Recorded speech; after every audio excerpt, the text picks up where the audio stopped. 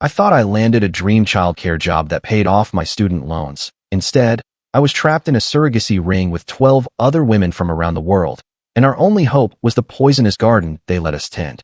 I was just 24 when I traveled to Bice for what I believed was a childcare role with a wealthy expatriate family. The advertisement seemed perfect: accommodation and meals provided, excellent compensation, and assistance with my student loans. They even sent a legitimate plane ticket and arranged for a driver to meet me at the airport. The residence was enormous, nestled in the hills outside Bice City, with gates resembling fortress walls. Mrs. Grimshaw greeted me at the entrance with a warm smile, apologizing that the children were asleep. She escorted me to a lovely room and mentioned that other staff members would help me get settled. That's when I encountered the initial warning sign. 12 other young women resided in that house, all from various countries. They smiled, but their eyes appeared vacant. Maria, from Guatemala, quietly advised me to rest, as the following day would be demanding. When I inquired about the children we would be caring for, she simply shook her head. The next morning, everything changed. Dr. Liu arrived with medical equipment and informed me I needed a health examination for insurance purposes. He called it standard procedure, drawing blood and asking about my medical history. Then he began questioning me about my menstrual cycle, my fertility, and whether anyone would miss me if I stayed longer than anticipated. That's when Mrs. Grimshaw clarified the true nature of the work. They operated a matching service for couples unable to conceive children, not adoption, nor conventional surrogacy, with formal agreements and legal professionals.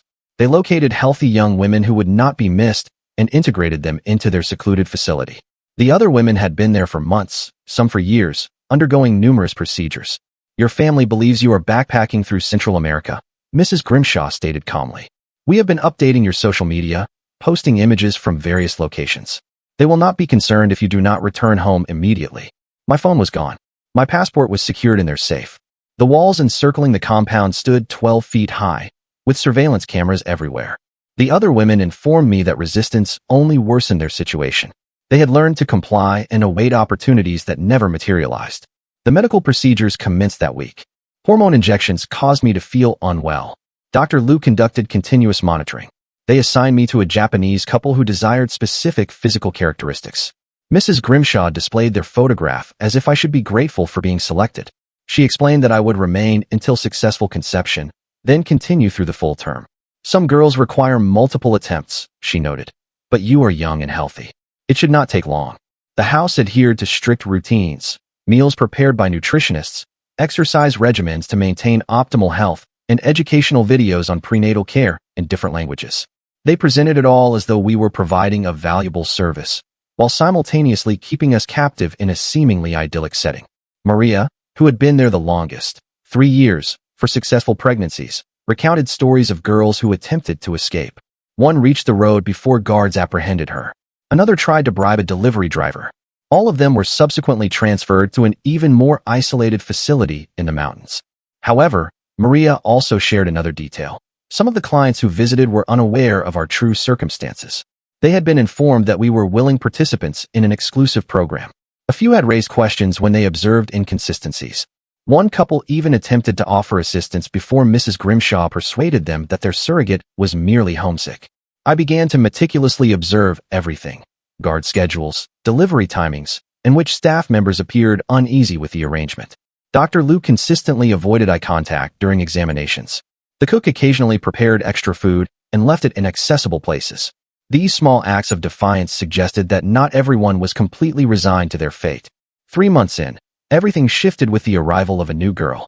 Yuki, from Japan, entered weeping, pleading to use a phone.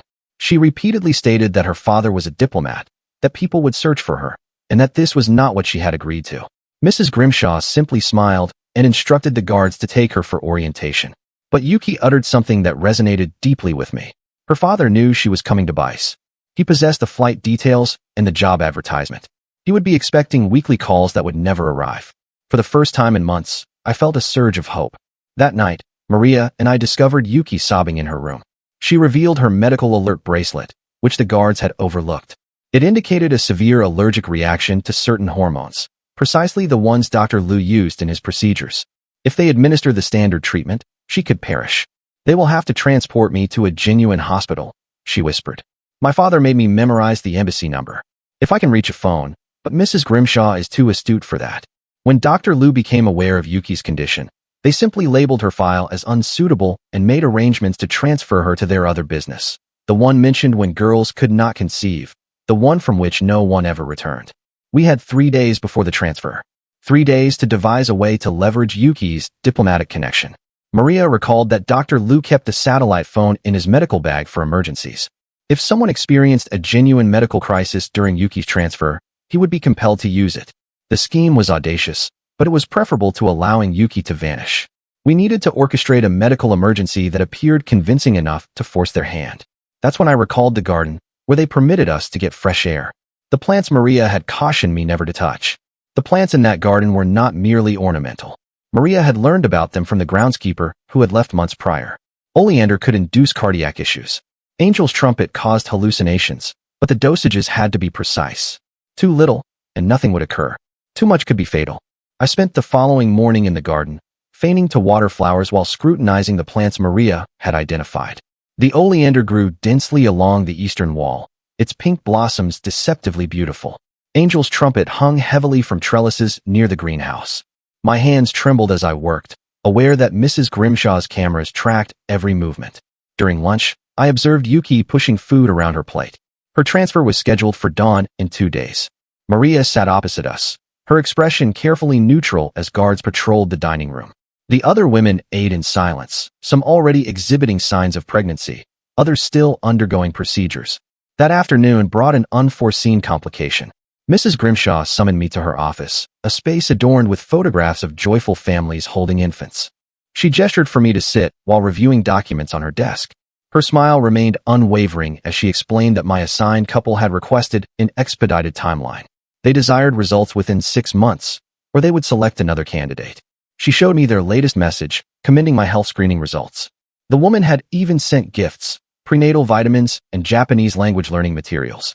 Mrs. Grimshaw presented these as treasures, emphasizing the couple's investment in my success. The vitamins would commence immediately. Dr. Liu would increase my hormone dosage. Everything would intensify. I nodded and expressed gratitude, playing the compliant prisoner she anticipated. But internally, panic surged. An accelerated timeline meant less time to strategize, less time to assist Yuki. Mrs. Grimshaw dismissed me with reminders about the following day's procedures, her eyes sharp despite her maternal smile. Back in my room, I found Maria waiting. She had overheard guards discussing increased security for Yuki's transfer. The mountain facility was 3 hours away, accessible only by a single dirt road. Once there, girls entered a different kind of operation. Not surrogacy, but something more sinister that Maria could not fully explain. Women who went there were never seen again. We had to act swiftly. That evening, I volunteered for kitchen duty, a task that pleased the staff since most women avoided extra work. The cook, a local woman named Rosa, supervised while I chopped vegetables. She hummed softly, occasionally glancing at the security cameras. When guards changed shifts, she stepped closer and pressed something into my palm, a small knife, barely 3 inches long. Her eyes met mine briefly before she turned away. Another small act of defiance, another person not completely lost to this place. I slipped the knife into my waistband, concealed beneath loose clothing. It was not much, but it was something. That night, sleep eluded me. I lay awake calculating dosages, reviewing everything Maria had told me about the plants. The margin for error was terrifyingly small, too obvious, and Mrs. Grimshaw would discern our plan. Too subtle, and nothing would happen. We required something dramatic enough to necessitate Dr. Liu's satellite phone, but not so severe that it would genuinely harm anyone. Morning arrived too quickly. Dr. Liu appeared for my increased hormone injection, his hands steady, but his eyes still avoiding mine. The new dosage hit hard, nausea washing over me in waves.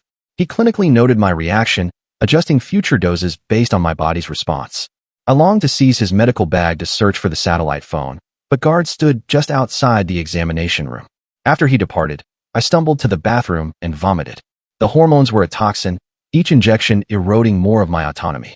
Through the window, I could see the garden. Tomorrow was Yuki's final day. We had to act tonight. I spent the afternoon with Yuki, teaching her basic English phrases while secretly discussing our plan. She would need to convincingly feign symptoms, heart palpitations, difficulty breathing, confusion, classic signs of oleander poisoning that would compel medical intervention. Maria would create a diversion during dinner, allowing me time to gather what we needed from the garden. I wondered what truly motivated Rosa to hand over that knife. It was quite a risk for someone who simply worked in the kitchen.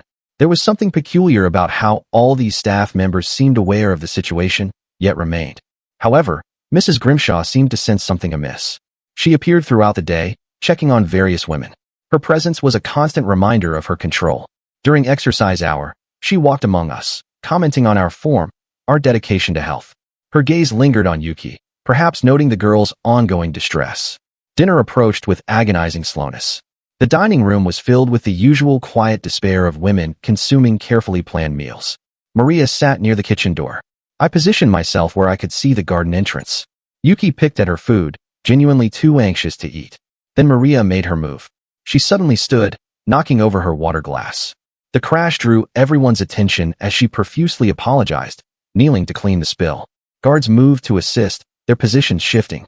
I slipped from my chair and headed for the bathroom, taking a detour through the garden door. The evening air filled my lungs as I swiftly moved toward the oleander. Rose's knife easily cut through stems, and I stuffed leaves into my pockets. The angel's trumpet was more difficult to reach, requiring me to stand on a decorative rock. My hands trembled as I worked, knowing cameras might capture me at any moment. A guard's voice called out. Someone had noticed my absence. I dropped from the rock and hurried back, pushing plant material deeper into my pockets. The bathroom excuse would only work if I returned quickly. My heart pounded as I slipped back inside, heading directly for the facilities. Minutes later, I emerged to find Mrs. Grimshaw waiting. Her smile was icy as she inquired about my sudden need for the bathroom. I mumbled about the new hormones causing stomach problems. She scrutinized me carefully, then suggested I rest. Dr. Liu could adjust the dosage if side effects were too severe. Back in my room, I transferred the plants to a pillowcase, concealing it beneath my mattress. Maria appeared after lights out, her face grim. She had overheard guards discussing increased security for Yuki's transfer. They suspected the girl might attempt something desperate. We would have one opportunity during the pre-dawn preparation. I showed Maria what I had collected. Together, we crushed leaves into a paste, mixing carefully. The quantity had to be precise, enough to induce symptoms demanding immediate medical attention, but not enough to cause permanent harm. We worked in darkness, guided only by moonlight filtering through barred windows. By 3 o'clock in the morning, we were prepared. The paste was divided into small portions, easier to administer quickly. Maria would distract the night guard while I reached Yuki. The girl would need to ingest it immediately, then await symptoms to manifest during transfer preparation. We moved through darkened hallways, avoiding cameras we had mapped over months. The night guard sat at his station, fighting sleep. Maria approached him with complaints of insomnia, requesting warm milk from the kitchen. He grumbled, but agreed to escort her, momentarily leaving his post unguarded. I slipped into Yuki's room to find her awake, dressed, and terrified. Her bags were already packed for transfer. I pressed the paste into her hands, quickly explaining she had to consume it all. She had to trust us. Tears streamed down her face as she swallowed the bitter mixture. We had perhaps 30 minutes before symptoms began. I helped her back into bed, instructing her to act normally until she felt changes. Then she needed to deliver the performance of her life. Racing heart, breathing difficulties, confusion, enough drama to compel Dr. Liu to use his emergency equipment. Maria returned, confirming the guard was back at his post. We retreated to our rooms to wait. Time crawled as I lay in bed, listening for any sign of commotion. The transfer team would arrive at 5 o'clock. Yuki needed to time this perfectly. At 4:45, I heard movement in the hallway, guards preparing for the transfer. Then, precisely on schedule, Yuki's voice rose in panic. I pressed my ear to the door, hearing her gasps, her pleas for help. Guards shouted for Dr. Liu. Footsteps rushed past my door. I cracked it open to see Dr. Liu hurrying toward Yuki's room, medical bag in hand. This was our opportunity. Maria and I moved into the hallway, joining other women drawn by the commotion. We needed to be close when he used that satellite phone. Inside Yuki's room, chaos reigned. She writhed on the bed, clutching her chest, gasping for air. Her performance was flawless, embodying every symptom we had discussed. Dr. Liu checked her vitals, his face growing concerned. He ordered guards to give him space while he worked. Mrs. Grimshaw arrived, still in her nightgown, demanding explanations. Dr. Liu explained Yuki's symptoms suggested a severe reaction, possibly to something she had ingested. He needed to contact emergency services immediately. The nearest hospital was hours away, but they could advise treatment over the phone. I held my breath as he reached for his medical bag. The satellite phone emerged, its antenna extending toward the ceiling. Mrs. Grimshaw watched with sharp eyes as he dialed, but instead of emergency services, Yuki suddenly lurched upward, grabbing for the phone. Her movement was desperate, unplanned. She knocked the phone from Dr. Lu's hands, and it skittered across the floor. Guards moved to restrain her, but she was already screaming numbers in Japanese, her father's embassy contact memorized and rehearsed. Mrs. Grimshaw's face transformed from concern to fury. She ordered guards to silence Yuki, to secure the phone, but other women pressed forward, blocking the doorway. We had never discussed this part, but desperation forged its own momentum. Bodies pushed against guards. Voices rose in multiple languages. In the pandemonium, I lunged for the satellite phone. A guard's hand closed on my ankle, pulling me back. The phone spun away, seized by another woman who attempted to dial before being tackled. It became a frantic struggle, the phone passing between hands as women fought for mere seconds of connection. Dr. Lu stood paralyzed, overwhelmed by the sudden uprising. Mrs. Grimshaw shrieked orders, but her perfect control was fracturing. Years of compliance had dissolved in minutes. The phone bounced off walls, was hurled between women, each striving to call home before guards could stop them. Then Maria had it. She had remained composed while others fought, positioning herself perfectly. Her fingers flew over numbers as she retreated toward the window. A guard lunged for her, but she had already connected.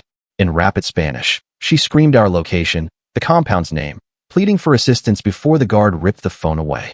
The room fell silent except for Yuki's continued gasping. Mrs. Grimshaw stood amidst the chaos, her face calculating.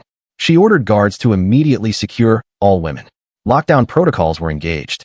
No meals, no garden time, no movement until she resolved this. As guards herded us back to our rooms, I observed Dr. Lu's expression. He appeared shaken, perhaps finally comprehending his involvement. The satellite phone was confiscated, but Maria's call had gone through. Someone, somewhere, had heard her desperate plea. Locked in my room, I listened to commotion throughout the compound. Vehicles arrived and departed. Voices argued in the main house. Yuki's transfer had been postponed while Mrs. Grimshaw dealt with our rebellion. But what would ensue? Hours passed without sustenance. The hormone withdrawal made me ill, compounding the oleander's lingering effects in my system. Through my window, I watched guards patrol with heightened vigilance. The easy compliance of years had shattered in one desperate morning. By afternoon, Mrs. Grimshaw's voice echoed through speakers I had not known existed. She expressed disappointment in our conduct. Consequences would follow. Privileges would be revoked. The mountain facility had vacancies for those who could not appreciate the comfort of the main compound. But her threats felt different now, desperate rather than controlled. Maria's call had altered something. We had demonstrated that the compound was not impenetrable. Information had escaped these walls for the first time in years. That night, still confined to our rooms, I heard something new.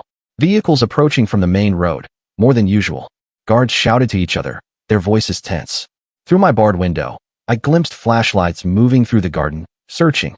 Then Rosa appeared at my door. The cook held keys I had never seen before. Her face was urgent. She whispered that Maria's call had reached someone who cared. Local police were asking questions. Mrs. Grimshaw was delaying, but pressure was mounting. We needed to be prepared.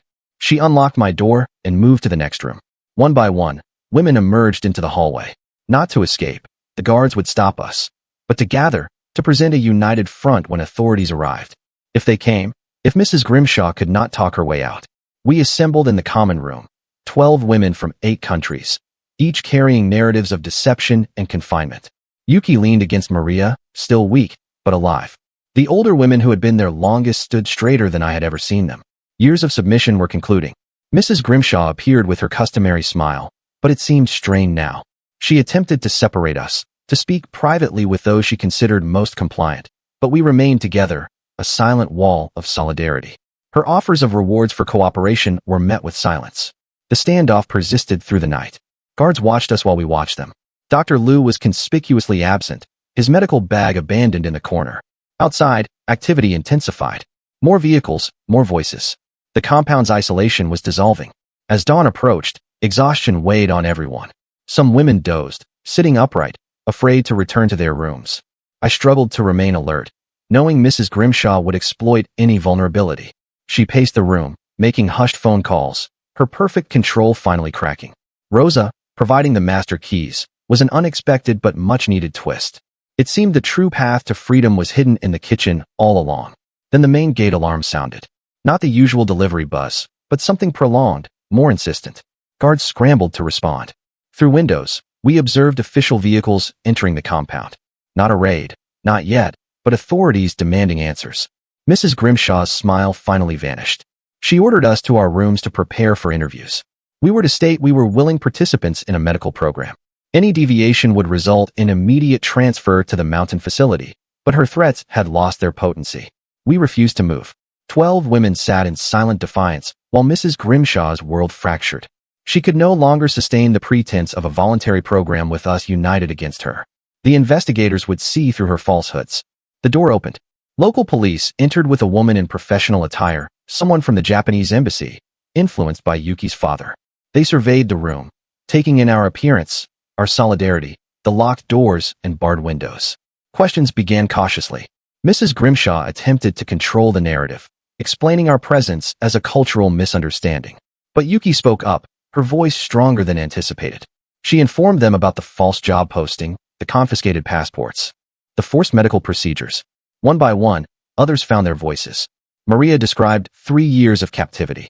A girl from Thailand displayed needle marks from constant hormone injections. I explained the social media deception, how our families believed we were traveling freely. Mrs. Grimshaw's explanations grew more desperate. She produced documents we had supposedly signed, consent forms in languages we could not read. But the embassy woman was not deceived. She demanded to see our passports, our phones, our communication with families. The investigation expanded throughout the day. More officials arrived. Rooms were searched. The medical equipment in Dr. Liu's office raised immediate questions. Files revealed the couples who had paid for our services, believing they were part of a legitimate program. Dr. Liu was discovered in his quarters, packing to leave. Under questioning, his resolve crumbled. He admitted to the forced procedures, the absence of genuine consent, the women who had been sent away when they could not conceive. His testimony shattered Mrs. Grimshaw's remaining defenses. By evening, the compound was under full investigation. We were interviewed individually, our stories documented. Translators arrived for those who struggled with English. The embassy woman assured Yuki her father was coming, that she would be home soon. But freedom felt surreal after months of confinement. We gathered in the garden, no longer prisoners, but not yet truly free. The plants that had helped save us grew innocently along the walls. Rosa brought us real food, not the controlled portions we had known. Some women wept with relief. Others sat in stunned silence. The Romanian girl who had barely spoken in 6 months suddenly could not stop talking, words pouring out in her native language. We were processing trauma that would require years to fully comprehend. Mrs. Grimshaw was led away in restraints, her empire dismantled in a single day. She had built her operation on isolation and control, never anticipating a desperate phone call to break through. The guards who had enabled her were also detained, their complicity under investigation. As night fell, arrangements began for our repatriation. Embassies were contacted, families notified.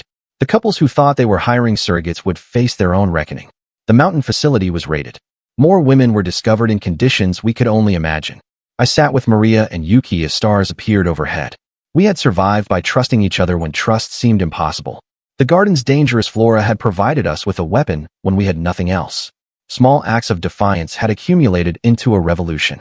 Officials promised we would have our passports by morning. Flights home were being arranged. Medical care would address what the hormones had done to our bodies. Counseling would assist with what captivity had done to our minds. The path ahead was long, but it led away from this place. That final night in the compound felt like a vigil. We mourned the months and years stolen from us, while celebrating the unexpected freedom. Women who had been strangers became sisters through shared survival. Our captors had underestimated the power of desperate people working together. As dawn broke on our last day, buses arrived to transport us to the capital. Real hotels awaited, then flights to countries we thought we might never see again. The compound would now serve as evidence, its high walls unable to conceal the crimes committed within. I took nothing from my room except memories I wished I could leave behind. The fabricated life they had created on my social media would be exposed. My family would learn the truth about my absence. The healing would be complex, but at least it could commence. Standing at the gate, I gazed back at the house that had been our prison. Mrs. Grimshaw's office windows reflected the morning sun, now devoid of her calculating presence. The garden grew wild and untended, its perilous beauty no longer hidden. Maria squeezed my hand as we boarded the bus. Yuki sat across from us, clutching a phone she had been given to call her father. Other women filled seats, each carrying their own narrative of survival. We were departing, but would never fully escape what had transpired here. The bus pulled away, carrying us from captivity toward an uncertain freedom. Through the window, I watched the compound disappear behind hills that had concealed so much suffering. Somewhere, Other women might be responding to job advertisements that promised adventure and delivered nightmares. Our story would serve as a warning. But in that moment, moving toward the capital and the lives we had reclaimed, we were simply 12 women who had refused to vanish, who had discovered strength in unity when individual resistance failed, who had transformed plants in a garden into instruments of liberation. The compound faded from view, but its lessons endured. Trust could blossom in the darkest corners. Rebellion could ignite from the smallest gestures. And sometimes the most perilous element in a prison was not the walls or the guards, but the instant when desperate individuals realized they had nothing left to lose. The compound receded from view, but our ordeal was far from concluded. At the initial checkpoint beyond the hills, our buses abruptly halted. Armed men in civilian attire surrounded the vehicles, their expressions stern and unfamiliar.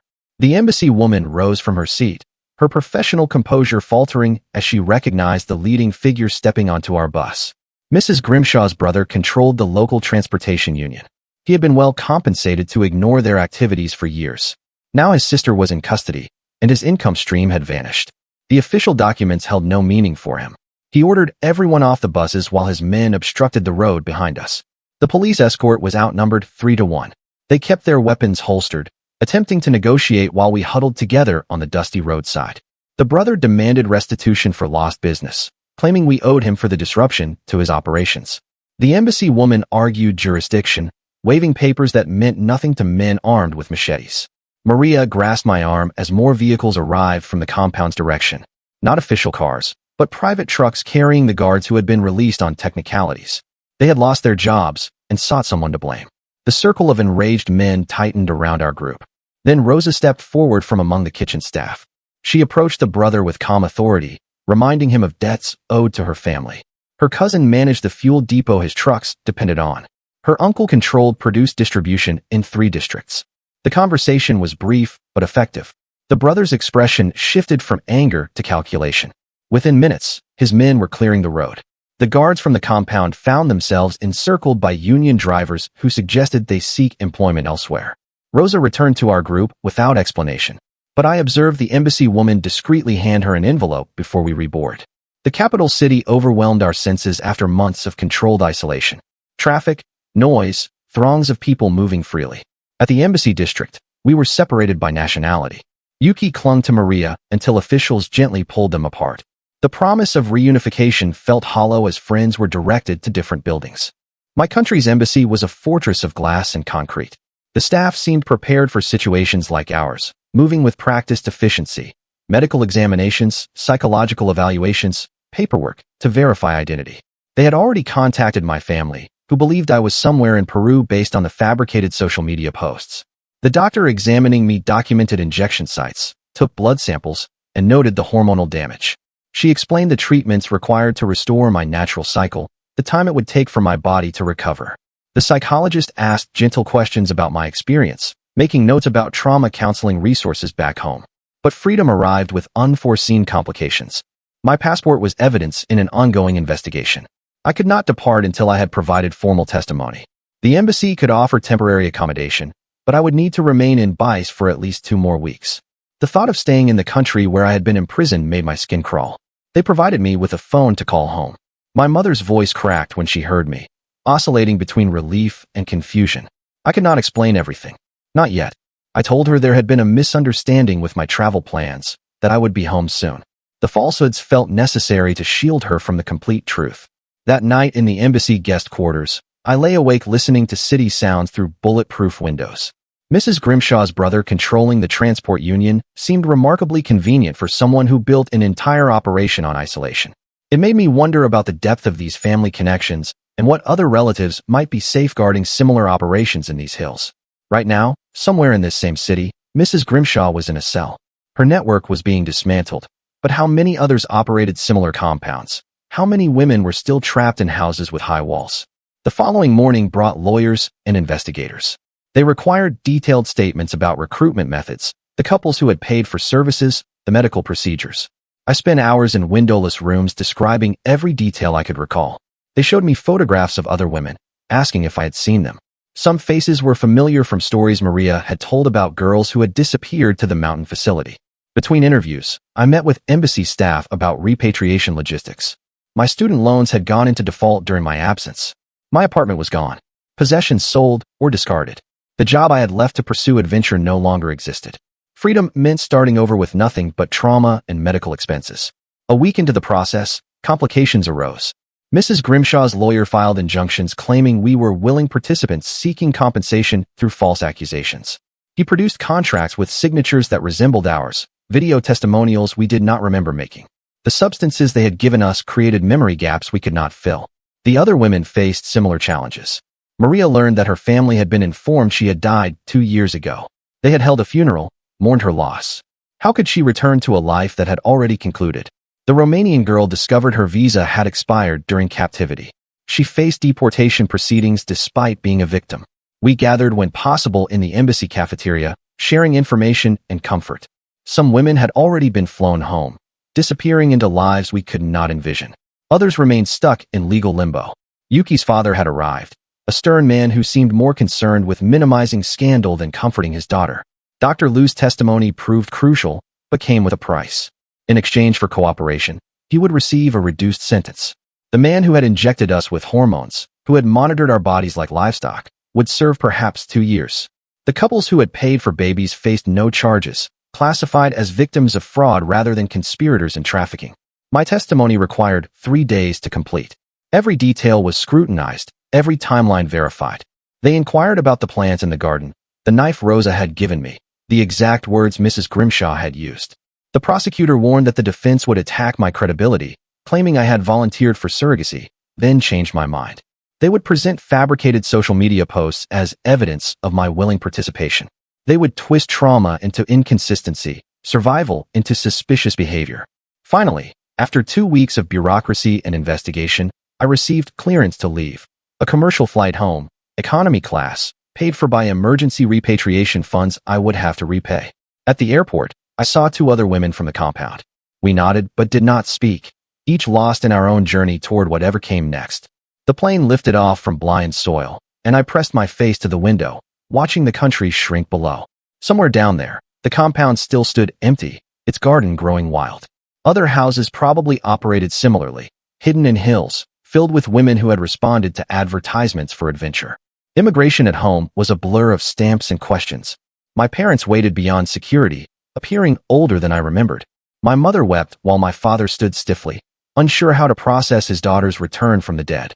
The drive home was silent, except for my mother's occasional sobs. My childhood bedroom had become a storage space. Boxes of Christmas decorations, old tax documents, the remnants of lives that had continued without me.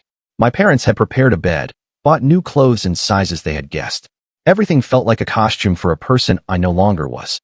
The first night home, I awoke screaming from dreams of needles and locked doors. My mother found me in the bathroom, scrubbing my skin raw. She held me while I sobbed, not asking questions she was not ready to hear answered. My father made tea and stood in the doorway, helpless in the face of trauma he could not mend. Days blurred together in a haze of medical appointments and therapy sessions. The hormones had damaged more than just my cycle. Bone density issues, metabolic changes, complications that would require years of treatment. Insurance classified it as elective medical care, refusing coverage. The bills accumulated faster than I could process. My old friends had moved on, building careers and relationships while I had been gone. They tried to understand, but how could I explain? Social media displayed their engagements, promotions, normal life milestones.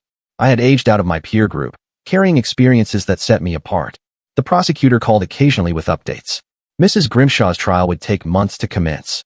Other women had already recanted testimony, pressured by threats or exhaustion. The defense team was well-funded, connected, prepared to destroy our credibility. Justice felt as distant as the compound felt near. 3 months after returning home, I received a message from Maria. She had made it back to Guatemala, but struggled to reconnect with family who had mourned her death. She was working in a textile factory, sending money to siblings who barely remembered her.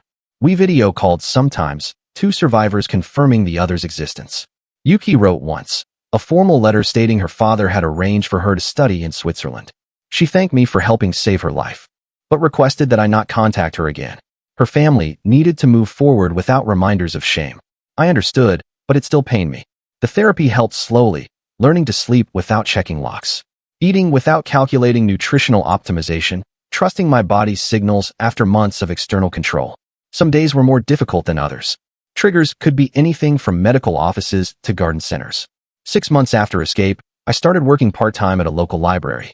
Quiet work that did not require explanations for resume gaps. My supervisor was kind, never asking why I sometimes flinched at unexpected touches or needed breaks when anxiety struck. Small steps towards something resembling a normal life. The trial began 8 months after our escape. I flew back to testify, expenses covered by victim advocacy groups. Seeing Mrs. Grimshaw in court was harder than expected. She appeared smaller, older, but her eyes held the same calculating coldness. Her lawyers portrayed her as a misguided entrepreneur providing legitimate services. My testimony lasted 2 days. Every word challenged, every detail questioned. They suggested I had volunteered for surrogacy, then regretted it. They presented fabricated social media posts as evidence of my willing participation. They twisted trauma into inconsistency, survival into suspicious behavior.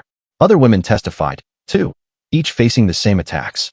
Maria flew in from Guatemala. Rosa from wherever she had disappeared to. We sat together during breaks, holding hands through character assassination. The defense depicted us as opportunists seeking payouts, not victims seeking justice. Dr. Liu testified for the prosecution, detailing medical procedures and admitting his complicity. But his plea deal undermined our credibility. Why believe victims when the perpetrator received leniency? The jury seemed skeptical, influenced by expensive experts who explained away our experiences. After a month of testimony and arguments, the jury deliberated for 3 days. We waited in a hotel, afraid to hope. When the verdict came, it was mixed. Guilty on some charges, not guilty on others. Mrs. Grimshaw received 7 years, eligible for parole in 4. The compound would be sold, proceeds going to victim restitution that might cover a fraction of our medical bills. 7 years for stealing years from dozens of women, for with good behavior. She would be free before some of us finished paying for therapy. The prosecutor called it a victory, but it felt hollow. Justice had been served in the smallest possible portions. I flew home the next day, returning to my library job and weekly therapy. Life continued in its strange new rhythm. Some days I forgot to be grateful for freedom. Other days, gratitude was all that kept me moving. The compound was closed, but its effects rippled outward through every survivor striving to rebuild. A year after escape, I received a final letter from the prosecutor. Mrs. Grimshaw's appeal had been denied. The mountain facility investigation had resulted in more arrests. 37 women had been freed from various locations, each carrying their own version of our story. Small victories in an enormous problem. I kept the letter, but did not respond. My focus had shifted from justice to healing. Trauma would always be part of my story, but it did not have to be the only part. Slowly, carefully, I was constructing something new. Not the life I had planned before Bice, but something harder earned and more precious. The nightmares faded gradually. Therapy helped process what could not be fixed. I started dating eventually, learning to trust again in small increments. Work expanded from part-time to full. Normalcy crept in around the edges of trauma, filling spaces I had thought permanently broken. 2 years after escape, Maria messaged that she was getting married to a man from her factory who knew her story and loved her regardless. She sent photos of a simple ceremony, her smile genuine for the first time since I had known her. Hope could flourish in the most damaged ground. I thought about the compound less frequently. Months could pass without recalling the weight of locked doors. Then something would trigger a memory, and I would be back in that garden, calculating dosages of oleander. But the memories held less power now, processed into something manageable. My parents learned to stop asking when I would be over it. Trauma did not work that way. It integrated slowly, becoming part of a larger narrative.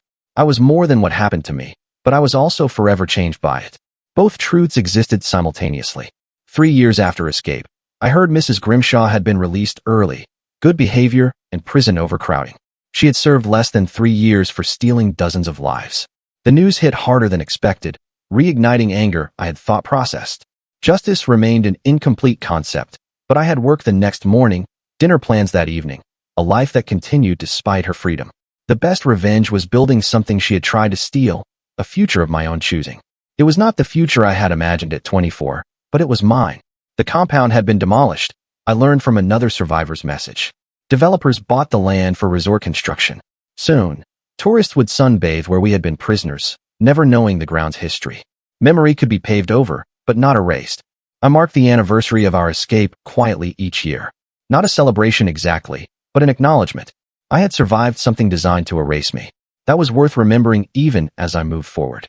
The other women marked it, too, Messages arriving from around the world. Still here, still fighting, still free. Life settled into patterns that felt increasingly normal. Work, relationships, small pleasures that had once seemed impossible. I learned to garden again, growing herbs on my apartment balcony. No oleander, no angel's trumpet, just basil and mint and peaceful things. Recovery was not a destination, but a journey that continued daily. Some days were harder than others.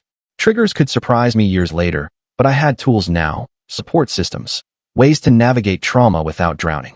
The compound had taken much, but not everything.